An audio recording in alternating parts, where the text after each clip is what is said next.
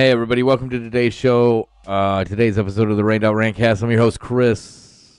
On this episode today, we have author Deborah Gray. She wrote the book Crucifying the Bible, which breaks down how the Bible is basically bullshit. Uh, and with us is Micah Dank. You guys have heard Micah Dank before. He's been on here a couple times. Just discussing the astrological metaphors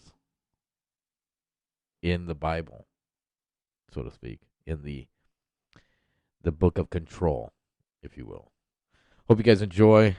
Be sure to follow me on Twitter at Rained Out Rant, Facebook.com/Rained Out Rantcast. Number 1. Leave a review, comments.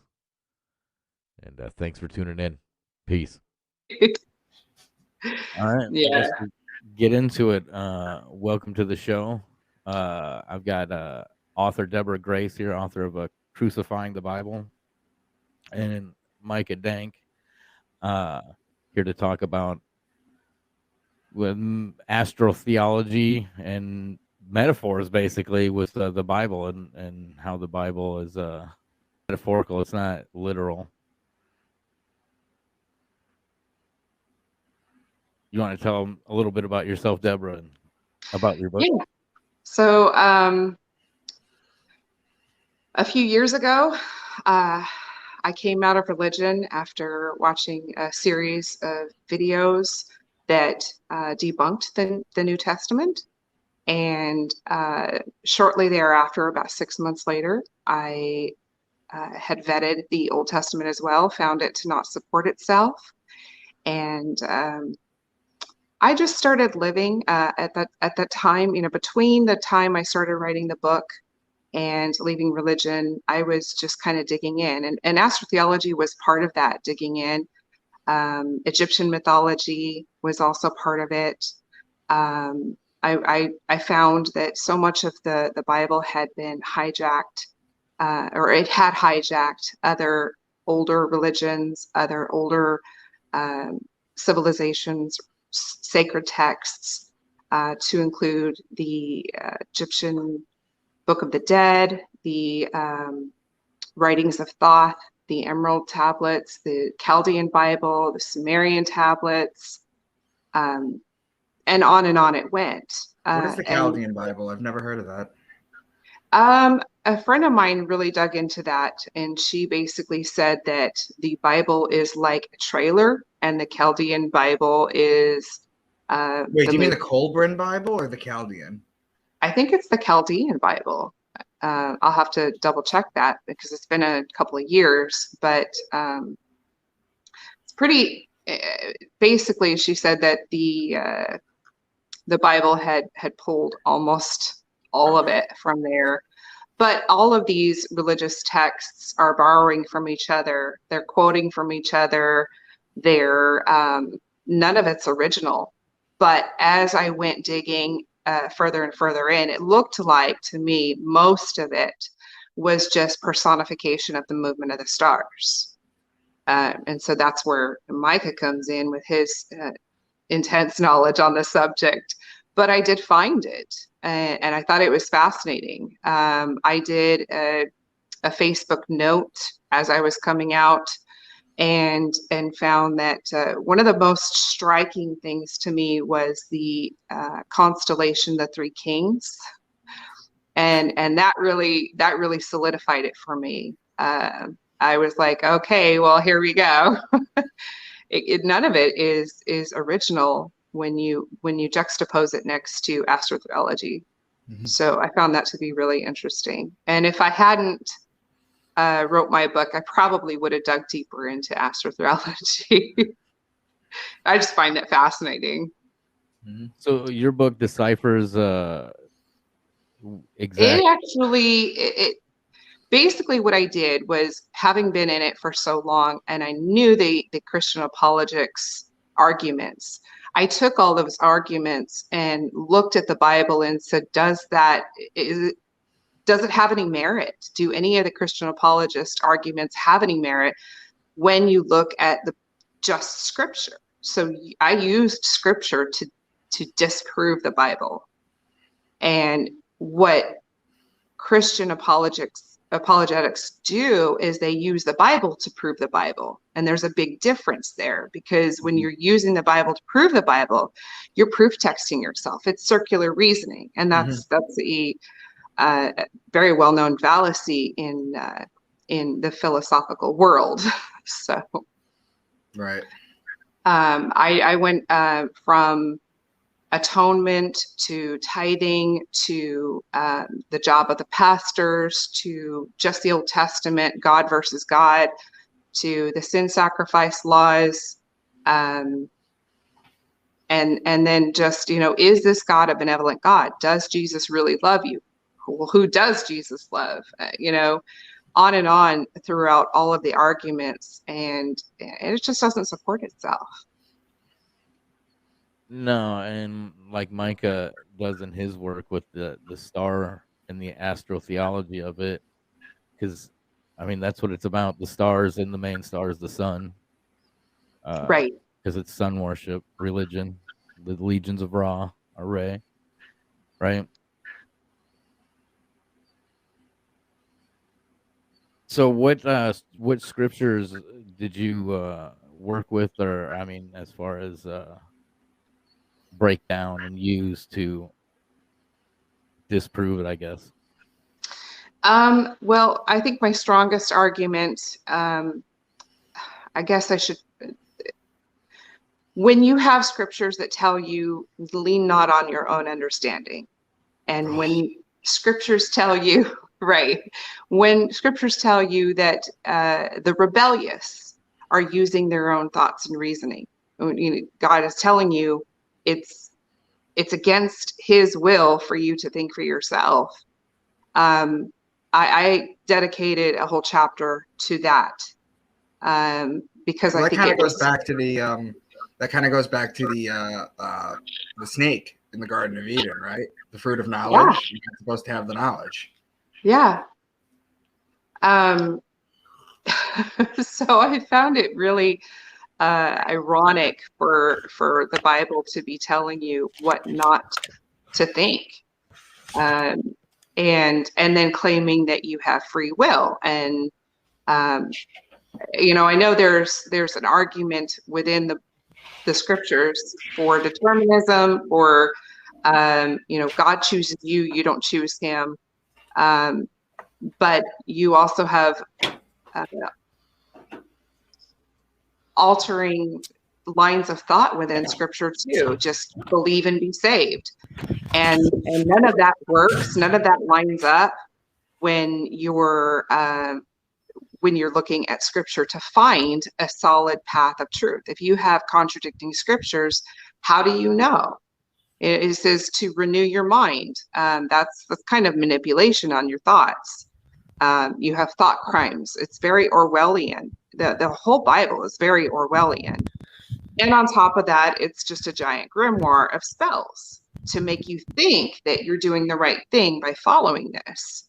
And so it's very masterfully written, but it's masterfully deceptive in its premise. So I found that one, it's called The Wise Fool.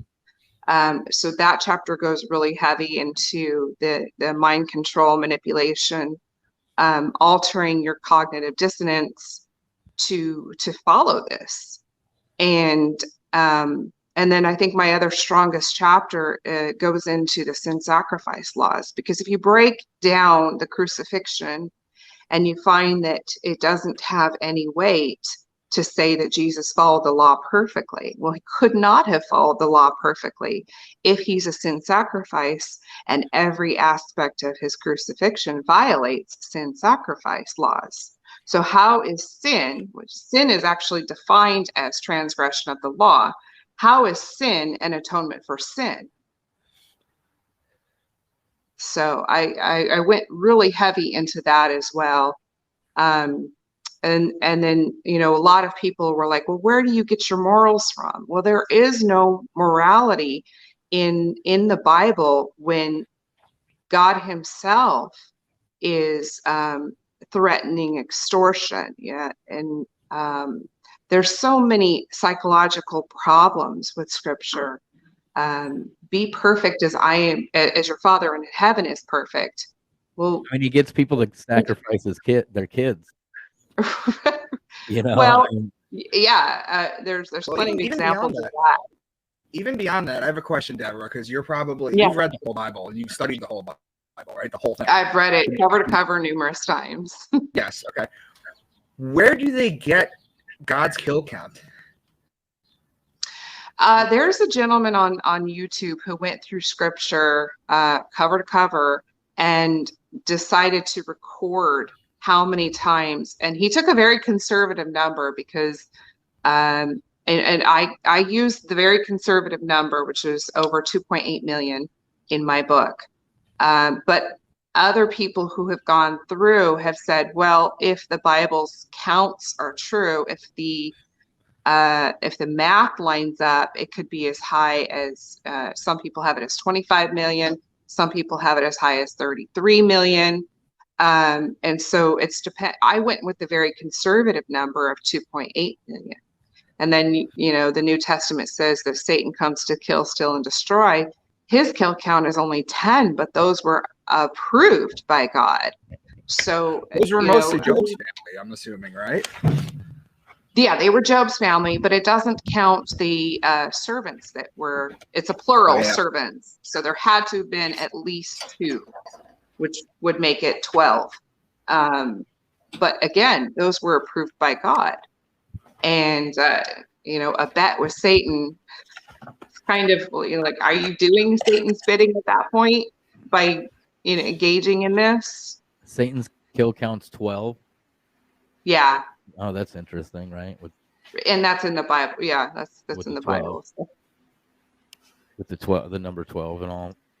Right? Yeah. Another. I mean, it's there's so much coding. They've had centuries and centuries and centuries to perfect this control mechanism.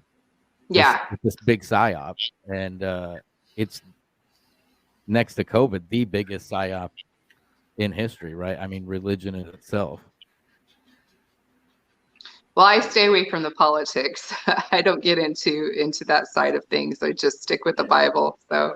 Yeah. I'm just saying, it's like you're saying, it's used to manipulate, and it's like a psychological restraint for people who really believe in it for word, and they don't read between the lines of it. Right. There's a lot of hidden messages and meanings, and again, specifically, the commands really to not think for yourself. I found that right at the beginning, you're not even supposed to have the knowledge. It's forbidden. Right. Denial of knowledge. That's actually defined in the DSM-5 as economic abuse. If you're telling people they can't learn from other sources except for you, that's considered economic abuse. It's preventing you from utilizing your own thought processes to develop yourself and grow. And then that can lead to, especially even in cases of religion, that can lead to a hindrance on your ability to make a living. If you're only being taught the Bible as your source of education, and some extreme religious cults do that. They don't want you to learn science. They don't want you to learn anything outside the Bible. And with the exceptions of maybe math, but that's going to really hinder you in life if you actually believe in young earth creationism, if you actually believe that the Bible is to be taken literally, that can hinder you in life. And the oppression for women to just be at home and take care of the family and raise the kids. The New Testament actually speaks to that. And if that's hindering a woman's ability to be independent and contribute to society. And it's a very bad example for young people, especially their children as well, that's all they're worth, is to be there for sexual gratification and to take care of things. I think it's very manipulative. I think it's very abusive. I talk about how the Egyptian Book of the Dead, chapter 125, is where we get the Ten Commandments from. I talk about the Epic of Gilgamesh. That's where the flood story originates, the original flood story. These books are available literally on Amazon. You can get them in 2 days or sometimes next day shipping. And you could just read ancient texts and see where all this stuff comes from. I mean, the Noah's Ark, that's not an original story. I'm fairly sure that's a Sumerian story too. Right. It is a Sumerian story. They talk about the raven that goes and then the dove. It's the same story. It's literally the same thing. And we're supposed to treat the Bible like it's divine revelation. It's just. Do you think they wrote it do you think the people who wrote it with controversy in it to keep people arguing about it in order to just kind of, because the people who will believe in it, they're the good ones. And then, there's people who will argue against it. Do you think it's meant to just cause confusion on purpose? I think it was a form of manipulation and control. It isn't a source. And you were mentioning, I just drew a blank, but the 42 laws of Ma'at also have the 10 commandments in them as well. Right.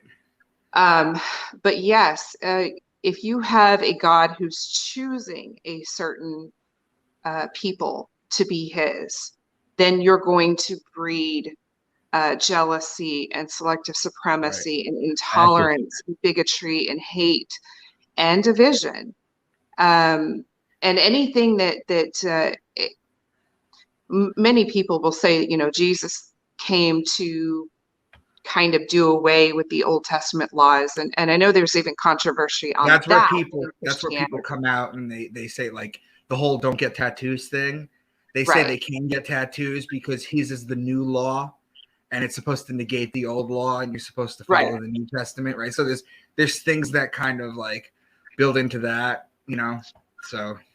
But that very admission is, you're saying, without saying it, you're saying that is a house divided. If Jesus came to do away with anything that his Father brought, that's a house divided. Right. So, I mean, that's just, for me, it was another point that the Bible has that's contentious, that told me this is not a unified book. It can't support itself. Just by that alone. Do you have like an aha moment that, like, you mentioned that you were watching this guy's videos, right? Mm-hmm. And that, did you have like an aha moment where you saw something and it just clicked a light in your brain and you were just kind of like, this is all wrong, I have to figure this out? Probably I was watching those videos and they were going point by point through the Old Testament prophecies, and how none of these Old Testament prophecies, messianic prophecies, had been fulfilled. And of course, then you have the ad hoc rationalization where, oh, well, Jesus is going to come again to fulfill what he didn't fulfill now. Well, per the Old Testament and vetting of a so-called prophet, that which was said about the prophet has to be fulfilled in that generation. Otherwise, what's the point of having a vetting process? If it's going to be fulfilled 2,000 years later, then how would anybody know? And so you do have in that day caveats written into those prophecies. And I was like, well, what is all this for? The other aha moment was finding different astrotheology built into the Bible. It's it's weaved in there, and if you can uncover it and see that this is all allegory, this is all metaphors, this is personification of the movement of the stars. I'm sure you're very well aware of the processes throughout the astrological wheel found in the book of Mark. That was mind-blowing for me. They talk about like Ezekiel's wheel. I mean, that's the zodiac. Yeah. When they talk about that, it is my contention, at least I make the argument and the point, that I think that 98 to 99% of all the names in the Bible never existed. Because you'll find mentions of them in archaeological evidence. Like you'll find a rock that says Solomon on it, but that's not proof that he existed. You're never going to find his bones like they found King Henry in the parking lot in England. You're never going to find any of these people. You're never going to find the Ark. You're never going to find any of this stuff. You know, so I like to think that all these names are just characters. The way I like to put it to people is I say, you know, you wouldn't read the Iliad or the Odyssey and assume these were real. You know, but we do that for the Bible. Right.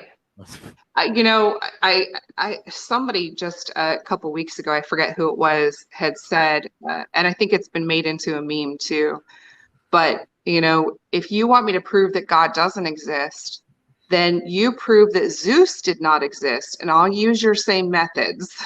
Yeah, I've seen that, actually. I saw that. I love that. It's true, because when I talk to people, I feel like I'm in ancient Greece trying to convince people that Zeus wasn't real. That's how I feel about with Jesus. Sure. Like, yeah. And it is, look, I grew up religious, but I always was against it. I never took to religion, despite my very religious upbringing. But I can't imagine what it would be like for people whose whole life revolves around this from death, just to find out that Jesus is a solar deity. Like that would never compute. You know, their brains can't handle that. Yeah. But if you look at a horizon from the beach and the sun is setting and you start walking along the beach, the sun will follow, the reflection of the sun will follow you across the whole shoreline. Right. That is the sun walking on water. Yep. Right. So, but I when I went through the Bible, I found some things that really gave it away. And I've got a couple of those right here. Psalm 78:2 says, I will utter dark sayings of old. That is literally saying it's a metaphor, right? So that's from Psalms. Another one from 82 verse 6, I have said you were gods. That to me says this is all metaphor, because I'm clearly not a god based on the biblical definition, right? Am I a little god of my own life? Sure, but what does that really mean? It's not, again, it's not a deified type of response. Proverbs 1:5-6 basically says a man of understanding will see to know the dark sayings.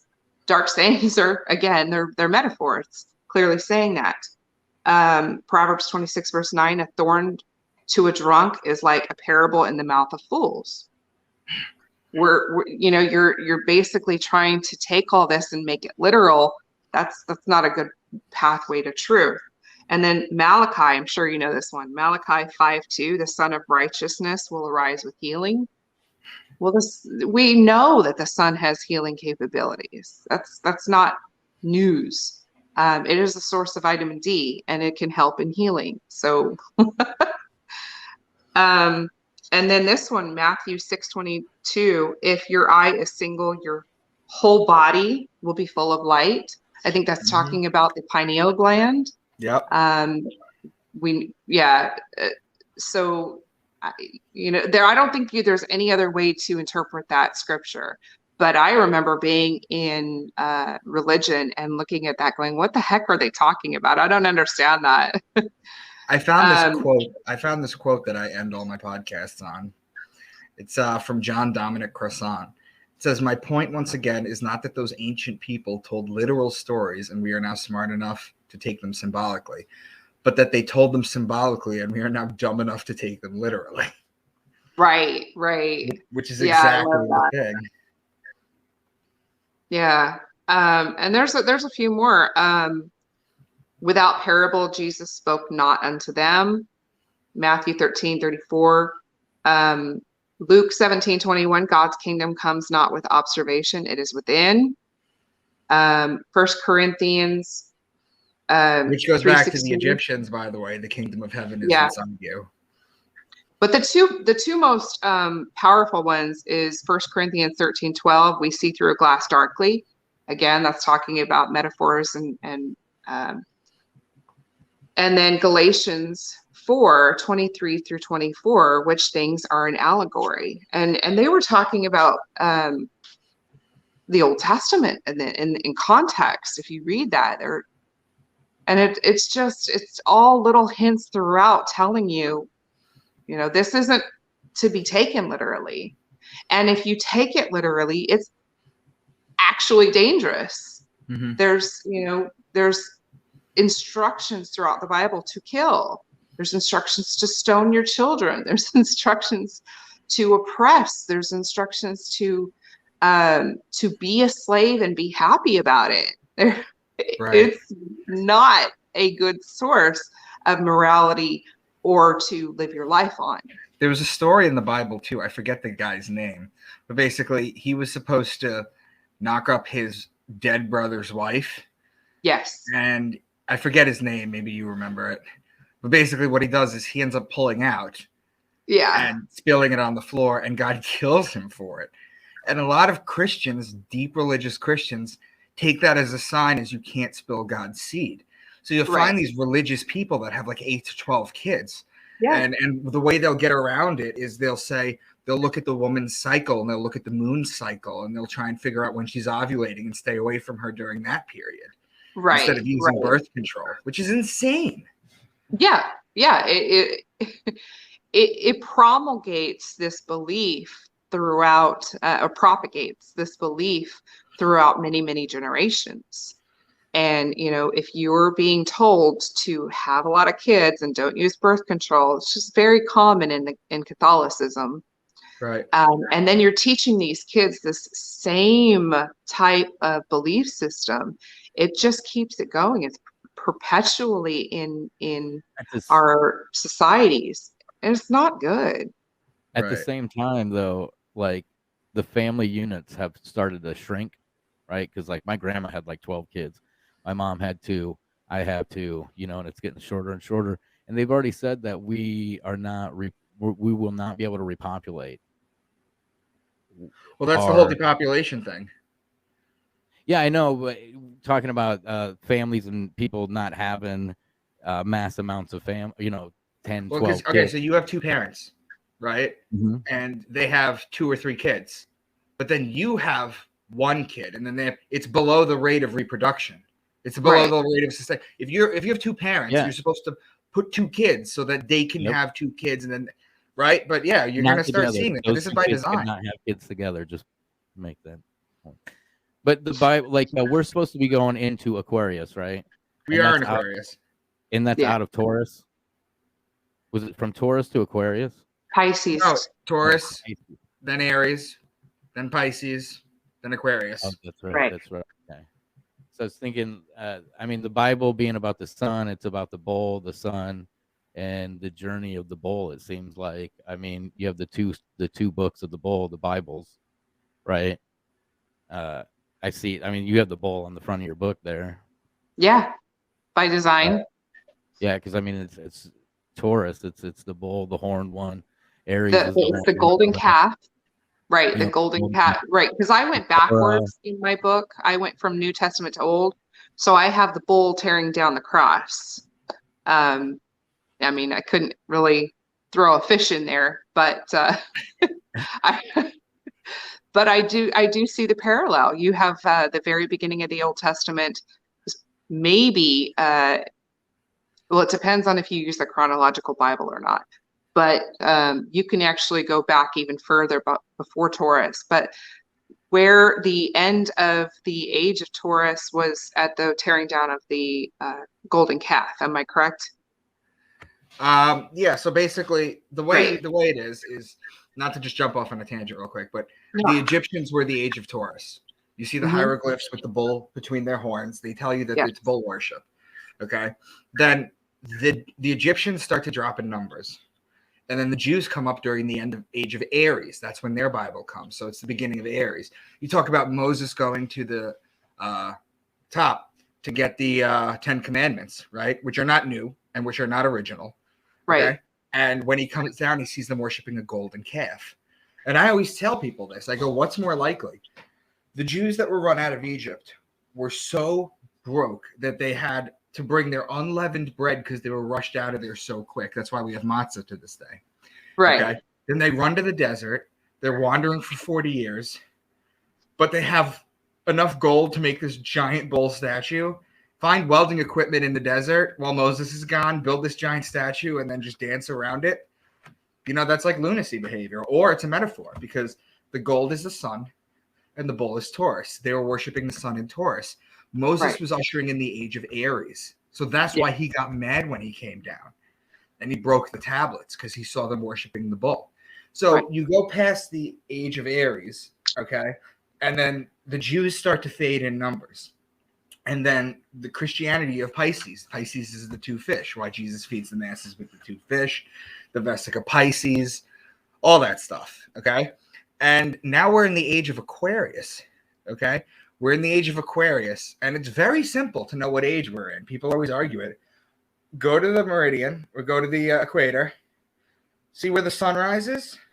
This is the constellation behind it. That's the age we're in because it ushers it in. Okay? Right. So you could just literally do that. So basically, the Christians now, their time is up. The Christians and the Catholics, their time is up because we're in the age of Aquarius. Mm-hmm. And I say that it's the sign of the man, so it's going to be merging with machines. It's going to be building man up. This is the new religion because you're not going to be able to, with all this technology that and all this news and all this alternative media and all this, you're not going to be able to spread a religion organically like you could 2,000 years ago before there was the internet, phones, or any of that stuff. Okay, so that's what it's going to have to be. So the Christians, and now you see it in society too, is people are turning against Christians. Now you got the one world religion. They're hating on Christians. What's up? The one world religion headquarters is opening up. Yeah, that's what I did in my presentation. The one world religion headquarters is breaking up in Jerusalem. And what does it have to do to open? Not the one world, but the third temple. It's going to be the third temple. Okay, the third temple has to be presided by the slaughter of a perfect bull. So they're doing it again. It's bull worship, but they're not in the time of the bull. You know, this is the age of Aquarius. So we're very young in the age of Aquarius. We're not going to see this, but I guarantee you, Deborah and Chris, I guarantee you, give me 800 years. You're going to see Christian numbers going down. There's going to be a new religion. I don't think it'll take that long. I really don't. But we've already I'm saying historians that understand this process will be able to look back. Yeah, but you already see a great deal of the water terminology in our everyday life when you currency is live stream, relationships, admiral law, that's under the laws of the water. Yeah, it's all water based. Very there's a great deal of our day-to-day language that is based on water. Freeze accounts, everything is water based in our lexicon. Yep, absolutely. It's just so it's already happened. How many what would you say, how long have we been in this beyond the transition into Aquarius? What would you say? So basically what happens is, as you can imagine, so you know that in astrology you have the 12 signs, and it goes from Aquarius to Pisces to Aries to Taurus to Gemini. But when you're talking about the age, it's called a precession because it goes backwards, right? Because that's the way that it goes. Right. So we're in the age of Aquarius right now. But if you go through the 12 signs, you're familiar with deacons, right? You know what a deacon is? It's 10 days in each sign. There's 3 deacons. DEC is 10. That's where you guys get the deacon from. There's 4 cardinal signs. That's why there's 4 cardinals in the church. It's all astrology. But so there's 3 deacons. But what you have is you also have days called a cusp or a handover days. There's words for it, and it's basically when one sign hands over to another. Okay, being that it's not a 30-day cycle, but it's a 2,160-year cycle that we're in each sign. There's a bit of a handover. Yeah. But I contend that we've been in the age of Aquarius since the Mayan calendar ran out, December 21st, 2012. Oh, wow. Okay. That makes sense. Right. Because the Mayan, it was the end. When they say the end of times, it's a mistranslation. It's not the end of time. Yes. It's the end of It's an end eon. of age. Yeah. The end of an age, the end of an eon, right? Well, So that's what even in scripture it says, "And lo, I will be with you to the end of the age," is the right. correct translation there. Yep. So Exactly. yeah. Absolutely. So I think that the Mayan calendar ran out. You know, they made a big movie. Everyone went hysterical. They thought it was going to be the end of the world, just like they did with Y2K, because they manufacture fear. No, we've been in it since then. We're in the age of Aquarius. And I write this in my first book, is that we are the only people who have incarnated on Earth, who have seen the change of a century, a millennium, and a zodiac sign, and that will never happen again. They will never. Wow. So that's very powerful. There's a lot of stuff going on right now. Yeah. We're all here to bring up the up here. So that's basically it. So that's my contention. I think that we are in the most interesting times. Yeah, for sure. For sure. But you mentioned the manufacturing of fear. That's another thing that I addressed in the book. It's like, how can you have threats of hell, which is extortion, right? If Right. you're claiming to save me from the hell that you created, that's not salvation, that is extortion.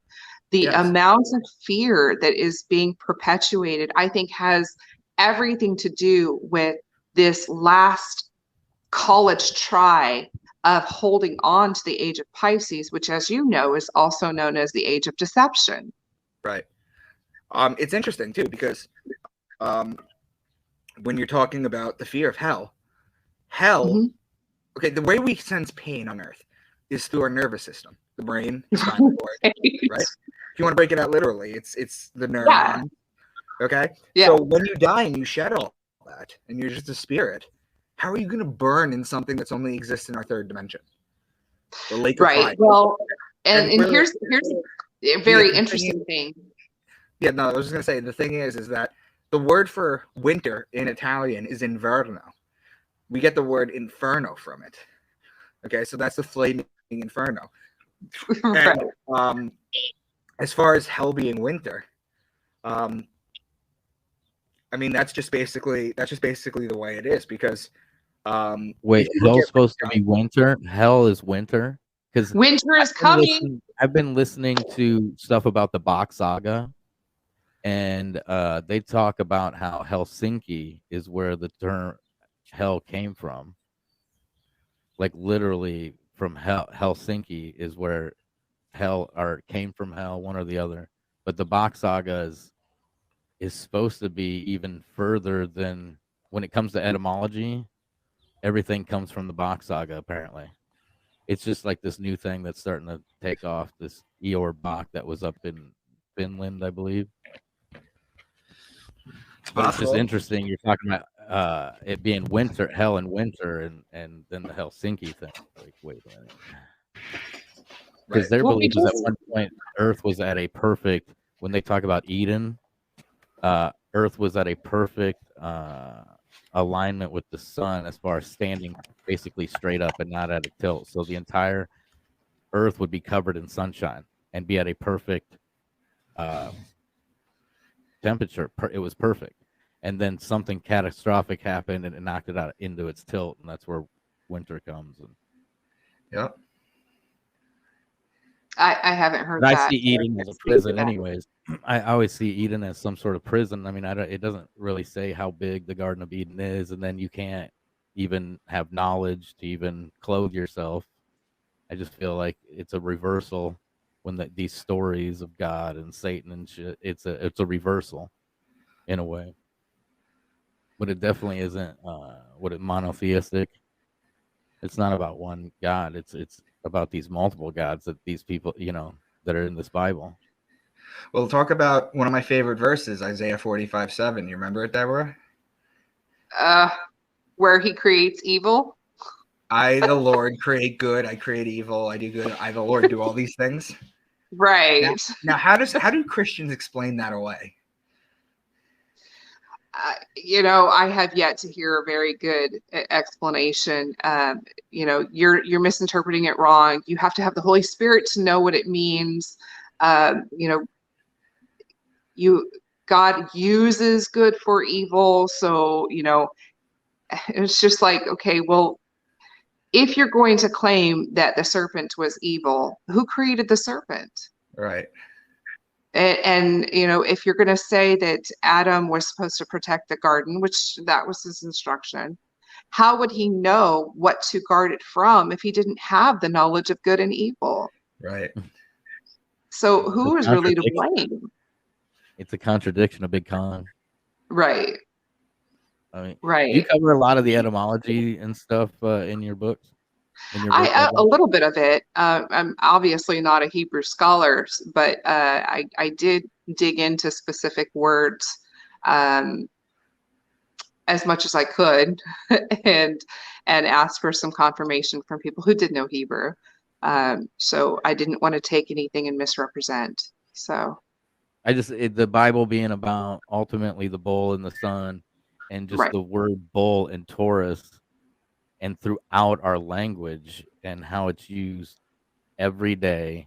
And then you get into the Saturn stuff and you see how the rituals are Mhm. used in our everyday life. Well, that's why you have the golden calf at the time at Wall Street. Yep. And then people don't even understand that. And when you try to tell them, this occult stuff is so deep and you literally take part in it, and they're like, no way. And you explain, just you graduated from high school, you're taking part in these rituals that have been handed down for centuries, and they all represent this occult bull Saturn black sun. Well, the word occult only means hidden from view. Correct. So I mean, Esoteric. you have to, yeah, it is esoteric, but you have to take it a little bit with a grain of salt and understand that there has been negative connotation added to that which, Christianity or religions don't understand. And so they don't know that their book is a giant grimoire. It is full of blood magic. It's full of esoteric, dark magic. It's the same thing with Satan. The Hebrew word where the word Satan comes from is a word called Hashatan in Hebrew. Hashatan literally means adversary. Right. So like two basketball teams playing each other are Satans to one another. That's all it means. Right. It's not it's not a devil. It's interesting that you say that, because in the story of the talking donkey, Balaam and his donkey were going down this narrow path, and the donkey stops, right? And that angel with the fiery sword, the same word was used in that same Hebrew word, adversary, was used in that story in the original Hebrew. Mm-hmm. So that angel could have been translated to Satan or Hashtan. Hashatan, yeah. And the donkey itself is the constellation of Salus Borealis, which is located in Cancer. It's a thin, narrow path. Wait a minute. So there's the story of an angel, which is like an angle of the house of the zodiac, right? Because I mean, each house is what, 33 degrees, or is it 30 degrees? There's an angle of each house. That's where, like, I think the Angel, the angel, comes from. It's the angle of Oh, the the house. word angel actually comes from the word angle. Either vice versa, because of the angle in the house. It's always at is it 33 degrees, Micah? Or is it Is what 33 degrees? Say that again. The houses in the zodiac? 30. 30 degrees. They're always 30 times 12 is 360. It's a full circle. Yeah. And I was just saying how that word, you were talking about that story of the angel, the donkey being in a zodiac, or in the zodiac, or a constellation, and the word angel being somewhat of angle. It's talking about the angle of the zodiac, of the house of the zodiac. Right. Yeah, it's so fascinating when you get into understanding that the scriptures are not literal. They're just personification. You know what's interesting, Deb? You know how Jesus disappears at 12 and then he comes back at 30? And everyone's always running around trying to figure that out? Yeah. Check this out. What happens to a young Jewish boy at the age of 12? his bar mitzvah. Exactly. That's when he becomes a man. So he disappears at 12 to go study. Why does he come back at 30? Well, we know this, that the ancient Jewish religion goes back to Saturnalia worship. The return of Saturn, right? The return of Saturn. I've heard that. I haven't dug into it, so I the can't. Saturnalia worship. Well, yeah. I mean, the Jews worship on the Saturday or the Saturn day. Right. You know, Saturn has rings. That's why you have earrings. Women used to have to get their ears pierced. Wedding rings. To listen to their God. Mm-hmm. You know, you have wedding rings. Yeah. Men wear wedding rings because it's Saturn's ring, because they were told to pledge their fidelity in front of their God. To the Lord of the Rings. So the ancient Saturnalians realized, or they knew, that you are not allowed to teach something. You were not allowed to become a teacher until Saturn came back to the same point it was at as the day you were born. That takes 30 years. So that's why he disappears at 12 and comes back at 30. That's why it all has ancient roots. Saturn tattoo. Adele, she got the Saturn tattoo and released her album when she was 30. She just turned 33, I think, because the return is between your 30 and 33 year.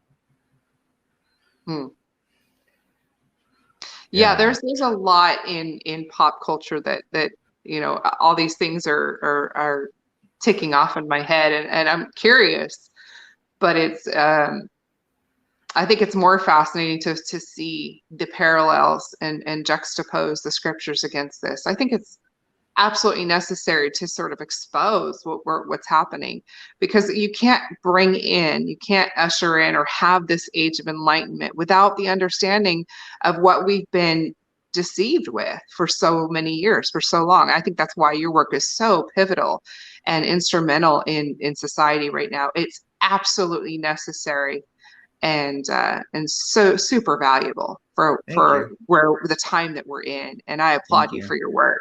Thank you. And you too. I'm glad I came across you. I don't know how I did. I don't remember how. I think I don't know. Somebody posted something about you and I was like, ooh, she's the right level of angry that I'm at. So let me check her out.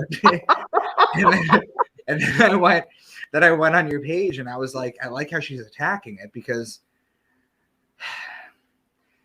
you know how you can't define a word with a word?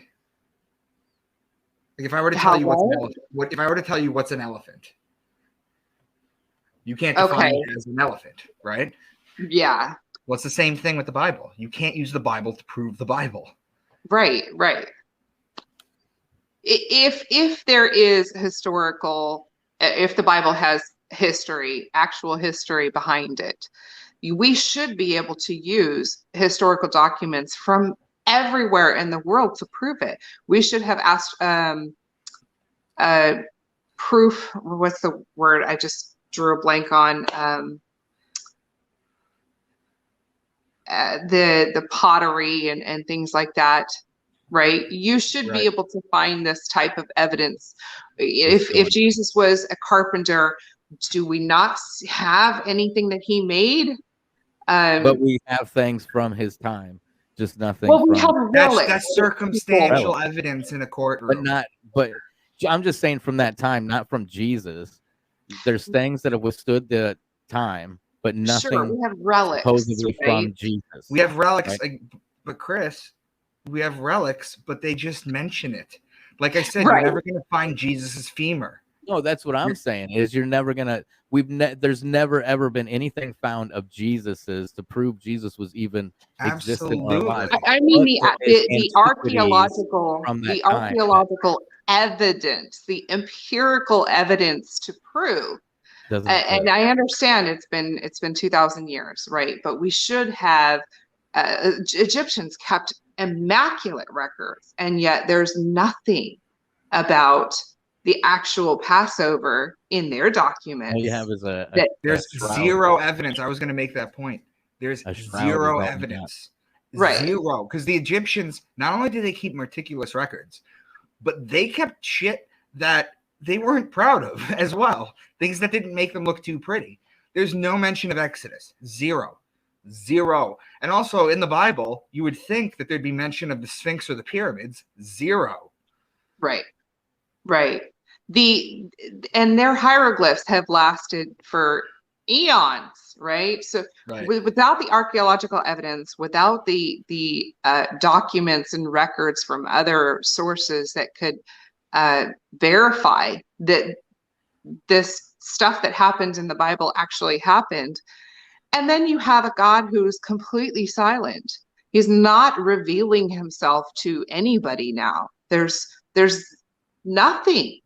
People pray day in and day out. We already have studies that show that prayer is actually worse when somebody knows they're being prayed for, their level of recovery is actually worse.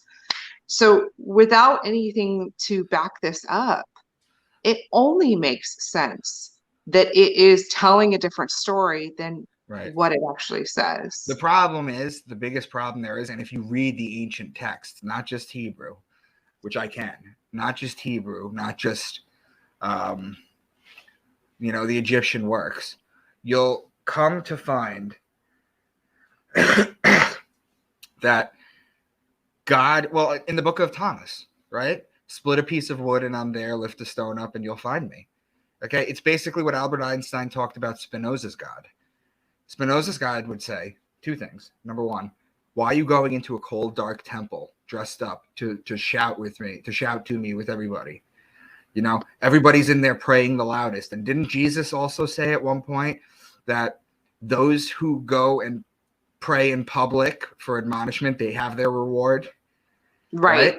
That's what he says. So it's a combination of that. But the idea is, if God is infinite, okay, if there is a creative force, I look at the sun as it tells the hour of the day, the moon tells the month of the day of the month, and the zodiac tells the month of the year. That's a perfect calendar for me. To me, that's creation. Okay, yeah, I look at DNA. I look at DNA, and I say that's a computer code. Yeah. When I see that kind of stuff, I believe in a creator. But I also know that a creator would be infinite and beyond our dimensions. Well, how can anything exist outside of infinite? We are all gods. We are all gods. They don't teach you that. They teach you that God is something separate from you that you need to fear. And then what? The one thing you always get with the Christians, Deb, they say to you, well, I'd rather live my life this way and find out I was wrong than to live my life like you and find out that, Oh, Pascal's wager. Yeah. Yeah. Well, then you have to say the same thing for every other religion out there. Pascal's wager falls apart. Yep. I could do the same for, Thor worship. Okay. Absolutely. Well, we still have a Thursday for Thor. I know. There's so much intertwined in our everyday life that you can't get away from it if you tried. Right. When we're starting to wake up to this, see it everywhere. That's the beautiful thing. Two things are going to happen in the age of Aquarius. Number one, the elites are going to start to fold. They're going to start to fall. This is their death rattle right now, because they know that everything is so connected, that we're getting wiser. We're already against the media. We're figuring all this out. They know that. And they know that in the age of Aquarius, we go through cycles. They're like this. They're like waves. Yeah. Where your consciousness goes up, then it goes down, dark ages, up, and then goes down, dark age. We're up now. We are up. Like, the amount of people that are going to be born that are or that are starting to learn this kind of stuff, and with people like me and you that are out there doing our work, which we're literally saying the exact same thing, just with different words, me and you. We just have two different approaches. Yeah. It's just we're going to it's going to be a really good time, because they're going to kick and scream because they know their time is over. Yeah, and that's why I applaud so many people who are doing this kind of work right now, and it feels like it's exponential. But your audience, and you have a different way of presenting your evidence. I have a different way of presenting my evidence. You said we both are the same amount of anger. For me, it's just like there are other people in this field who are softer and have a softer approach. I'm not that. I'm a Leo. I thought it was apropos to wear my Leo today. and I'm right. I have a specific way of presenting. And I'm bold in that. And some people are not going to like that. And that's okay, because there are other people out there who will have that style that matches them and their persona. It also But helps yeah. that it also helps that we're both pretty. Because it makes people tend to listen to us more often. I'm just saying. And it just gives Just saying. multiple It's a little perspectives. easier than looking at like David Wilcock all day. Oh, Just saying. I haven't But, seen one of his videos in years. yeah, no, it's I'm actually, did you know that I broke down the Quran too? Did you? I just started reading the Quran. It's the same thing in Astrotheology. I actually just picked up the Hadith too. Yeah, It's the same I thing. just started reading it last week, and I read pretty hefty amount of it, and I found that it's just the same, stroking their own ego. I mean, Yeah. I hate to say it, but that's really what it is. Well, in my second book, But every book is like that. in The my Bible's second- like that. The Bible wants to stroke the ego of the gods, and it's the same. So far that I read, and I don't find anything that is particularly mind-blowing or revelationary. It's not. It's the same. It's the same. I want to story. know what they did Different. to Sinead O'Connor that went from her ripping up the picture of the Pope on Saturday Night Live to her being a fully clothed Muslim. I did not know that Sinead O'Connor went Muslim. She went Muslim. Oh yeah, and her son just committed suicide. So, that took a dark turn. Yeah. What with the book that you have out now, do you have plans for a second book or? Yes, I'm writing a second book. I have ordered a couple of other textbooks that I need to utilize in finishing it and writing it. I'm going to need to hire an expert to make sure that it's vetted properly, and so it's going to be a much heavier read. It's in the same vein as when I wrote, paralleling the Bible. So that, look for that. I hope to have that out this year, but I don't know. You have a working title that you could share with us? So I'm taking the chapter on the don't think for yourself, and I'm ramping that up times 100. Nice. Yeah. And that's my least favorite passage of the whole Bible. It says, and I forget what passage it is. It just says that trust not in your own understanding, lean on God. Lean not on your own understanding. Yeah. Yeah, lean on your own understanding. That's it. Yeah. Right.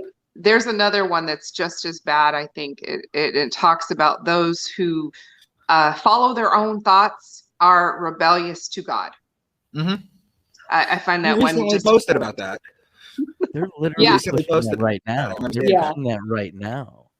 They're literally pushing something like that right now of not having basically your own thoughts. I've seen headlines of saying, that independent thought can sometimes be bad, basically.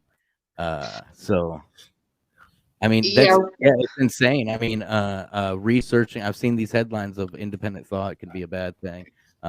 Independent research can be, maybe you don't want to research, and it's just trying to gaslight people into this, like there's this war on knowledge, it feels like, because you have like all the answers right in the palm of your hand on a cell phone, on Google, on Google, on Brave, on whichever you want. There's libraries, we have all the information possible, but you have these people who are like, well, you don't have a degree, you didn't go to school, so you can't read and you can't comprehend and you can't understand what is going on. It's the exact same thing that Christians will, not all of them, I'm not going to broad paint all of them into the same, but there are a lot of Christians out there that will use the exact same terminology and say the exact same thing. And these people, many of them, I find it very ironic, are the same ones that that have a high distrust in government that are saying the same thing. And to me, that's very hypocritical and ironic, very ironic, to gaslight people into saying, you don't understand and you shouldn't do this. Whatever happened to, the push for critical thinking, for question, trust but verify. What happened to that? Because it was very prevalent in the 90s, where you were supposed to ask questions and you were supposed to challenge authority. From the 60s, they were like, down with the man, and now they're aligned. Now they're the ones trying to cancel Joe Rogan. Completely inverted. Completely inverted. It's inverted. And it did this rapid flip just in the last decade. But is this flip based on, and to me, that's where my thoughts go, is this flip in society based on the religious pretexts that are encouraging Orwellian nature of don't think for yourself? No, everything's a cycle. So I mean, they wrote this book is just some sort of coded. It talks about the cycle of the stars. I mean, the sky clock, everything is on this cycle, and it just seems that human nature apparently is on the same type of cycle, right? So I mean, if there came a cataclysmic event, a flood or whatever, and everything started over, at some point we end up here. And the truth of the matter is that if you, because power will always corrupt. I do a podcast with this guy, Diamond. He's a seismologist, and we talk about astrotheology on his podcast too. Every 12,000 years or so, there's a cataclysmic event. And if you look at the times right now, the last one was during the Dry Age period, 12,000 years ago. Yellowstone is overdue to explode, and if that does, it's going to take out the whole U.S. Nobody's really addressing that. Everyone's just worried about climate change. Now we're getting all black pill. We're going black pill. We are. I mean, with the 12,000 year cycle, I mean, and just it almost seems like there's a vibration as well that, like, even if you're not aware of it, of what's happening, the human like vibration and consciousness is aware of it, but subconsciously, I guess, because the way the climate is acting right now, not the weather climate, just the climate of people, the unrest, the distrust, the what is happening right now. I mean, this is a cycle. This happens over and over and over again. I mean, as far as every time they find evidence, like Göbekli Tepe, or they find like a Ukrainian swastika that's 17,000 years old, or 40,000-year-old cave paintings, or giant bones, that they dig up and send to the Smithsonian, they destroy them because everything has to be in the 6,000-year lifespan, especially in Muslim countries where everything has to line up. Controlling the narrative. Yeah, they're trying to rewrite history. Micah, you talked about you were on you work with somebody who's a seismologist. Yeah. I don't know if you got to this section of the book where I do discuss that the Earth, in the 60s, they actually found, seismologists around the world, they found that our Earth pulses every 27 seconds. Did you know this? I did not. Every 27 seconds. Every 27 seconds. Does it have anything to do with the grid over the Earth? The meridian lines. The energetic points. Yeah. I think it might, but I find that really interesting that you said that every 12,000 years we have a cycle of expected activity, right? Well, it makes me wonder. And while it's not literal in Genesis talking about let us, if the narrative is this God speaking to the earth, let us make man in our own image, and where we have like 57 minerals found in dirt that's found in our genetic makeup, right? Including So, iron, which can only be right, forged in a dying star. right. So if the Earth is alive with a heartbeat, Yes. then and it goes through its own cycles, that could kind of make sense. Well, think about it. Think about it. Do you know why God is considered a man and Mother Earth? It's always Mother Earth. Gaia, whatever you want to call it. Earth is always a Yeah, woman. You know why? It has to do with it literally comes down to God's sacred fluid. It's the rain from the heavens. Yes. In Hebrew, the word for rain is shemen. We get the word semen from it. So God's rain literally comes down on earth, impregnates Mother Earth. Right. Okay? And then from her belly, trees, vegetation, fruit, and everything grow. Sure. That's why she's a woman. These That makes metaphors were sense. told on purpose. Right. Talking about Earth having possibly like a heartbeat, and like I was saying, the conscious collectiveness, knowing that something's coming without knowing it. Basically subconsciously, the collective of people subconsciously know something's coming, and that's why we're having this rise in this I would say negative vibration at some point. Well, we have, yes. I talked about this, I think, on another interview, but we have to go back to the balance of the feminine energy and the masculine energy. And right now, there's a huge push to try to rebalance that, because it's out of whack pretty hard right now. Right. And especially in the religious circles. There's what about in the balance. education circles? Okay. Right. With this push for men to be feminine and women to be men and men to be women. And that goes with the transition, humanism into the machine, I believe, as far as you were talking about with Aquarius. This transition to basically destroy the individuality of man, of human.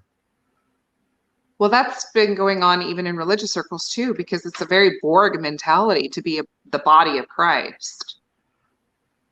So that's not new. That's still going on right now. But I'm talking about just a general balance in society between the frequencies and the energies of masculine and feminine. I don't want to get into people's personal choices, because I think everybody should have their own personal choice. Right. No, I'm not against it either way. I'm not like, okay. I'm not. What I'm saying is, if we're talking about you're talking like male brain, left brain, like rigid, logical, feminine creativity. Well, I'm mostly in broad terminology. I'm just talking about a society as a whole throughout our world. There's an imbalance of the masculine and feminine energy, just in general, with oppressive religions specifically. Absolutely. Yeah, like you were talking about, just women supposed to be, in the house and taking care of the family type thing. Correct. The oppressive right. side of, and be silent and submissive, yep. And shamefaced even. Or cover your whole body up except for your eyes. Right. That's a certain law, right? Well, and the Bible specifically also talks about that women have a lesser value, even monetarily. That monetary value was set by God in the Bible. And so that carries over, like, right? Yeah, that still carries over today when you have the inequality of. Right. That's where my work is. Micah's work is fabulous, waking people up to don't take it literally. That's the idea. Yeah. It's all a metaphor. Yes. All a metaphor. Well, this has been a pretty good show. I learned a lot. Deborah, tell people where they can find you, get your book. So I'm on Facebook, Twitter, Instagram. I'm on Goodreads. I occasionally open up Discord channels to just come chat, ask questions, mingle, build the community.